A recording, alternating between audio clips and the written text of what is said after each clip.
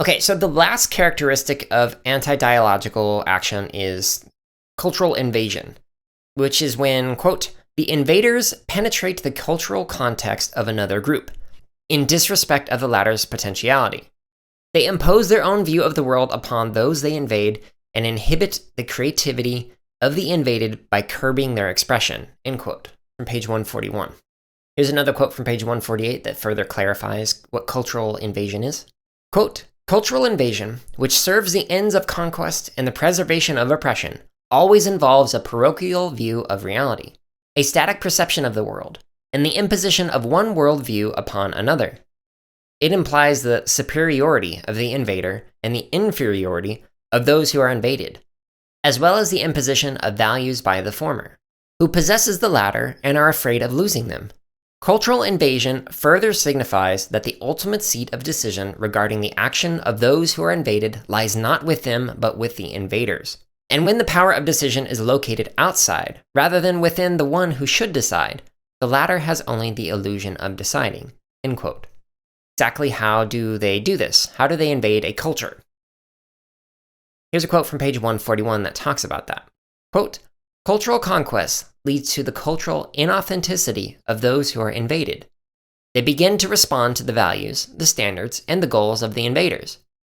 In their passion to dominate, to mold others to their patterns and their way of life, the invaders desire to know how those they have invaded apprehend reality, but only so they can dominate the latter more effectively. In cultural invasion, it is essential that those who are invaded come to see their reality with the outlook of the invaders rather than their own. For the more they mimic the invaders, the more stable the position of the latter becomes. End quote. It's from page 141. Okay, so I know those were some long quotes, so let's unpack that a little bit. The basic premise of cultural invasion in education is that kids might come into education with some preconceived ideas of what they want to learn and what they want to get out of schooling. If we view that as a culture or as interests or however we want to describe it, school itself and the pedagogies that we use in it can act as a form of invasion on those ways of knowing and being and thinking. So as an example in computer science, if a student comes into a class and really wants to learn how to be a game developer, like that is something they value highly, they love playing video games like I do, they love creating them, they love designing levels, creating mechanics, etc. But instead, the computer science class only focuses on other ways of engaging in computer science or coding. This could be a form of cultural invasion. It is saying, yes, we know that you value this thing, and this is something that you are a part of, and that you value, and that you love, and want to learn more about. However, we think you need to learn all these other things. While I certainly see a lot of benefit and have experienced learning topics that I didn't realize I was going to be very passionate about, Freire would argue that this is still a form of cultural invasion, despite how well-intentioned it is. By saying, this is how you engage in computer science and coding, and this is what we expect you to learn and work on, it is a form of cultural invasion or epistemological or ontological colonization. In other words, colonizing the ways of knowing and being a computer scientist or a programmer. One of the ways that oppressors ensure this approach succeeds is by convincing the oppressed that their culture is intrinsically inferior compared to the culture of the dominating culture. So going back to the example that I just gave, it would be saying, well, yeah, I know you want to learn how to program games and design them, but that's not as important as learning about networks and databases and other topics that are outside of gaming and game design, etc.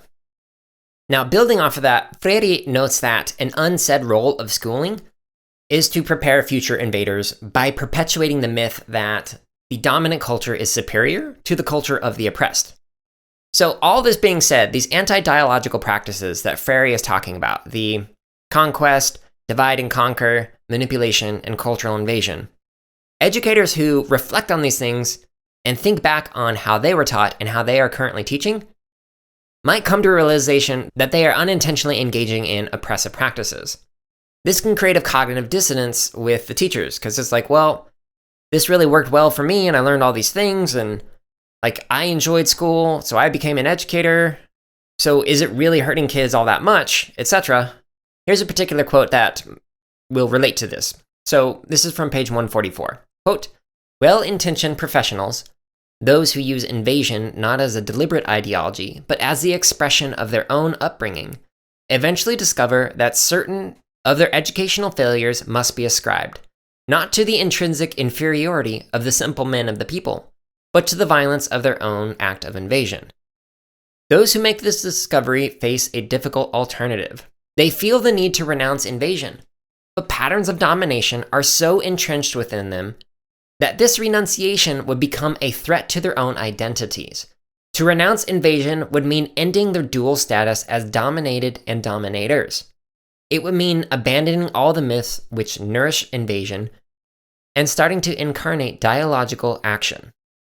Now, this form of socialization, of learning through people who are oppressing future educators, who then become educators and end up unknowingly oppress others, this kind of socialization impacts everyone. So here's a quote from page 144 to 146. Quote, "Professional women and men of any specialty, university graduates or not, are individuals who have been determined from above by a culture of domination which has constituted them as dual beings. If they had come from lower classes, this miseducation would be the same, if not worse." End quote. So in other words, this happens to everybody. So me reading this stuff about domination and anti-dialogical practices, this isn't me saying, hey, you person who's listening, you're doing this horrible thing, you need to wise up.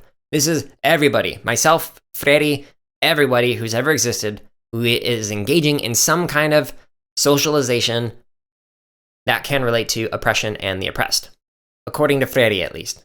Now, to prevent this from happening, Freire recommends engaging in permanent dialogue between leaders and people.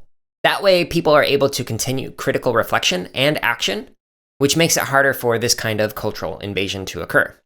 This excerpt of the CSK8 podcast is from episode number 56, which is titled Pedagogy of the Oppressed, Chapter 4. You can listen to the full episode and hundreds more by searching for the CSK8 podcast on your favorite podcast app or by going to jaredoleary.com.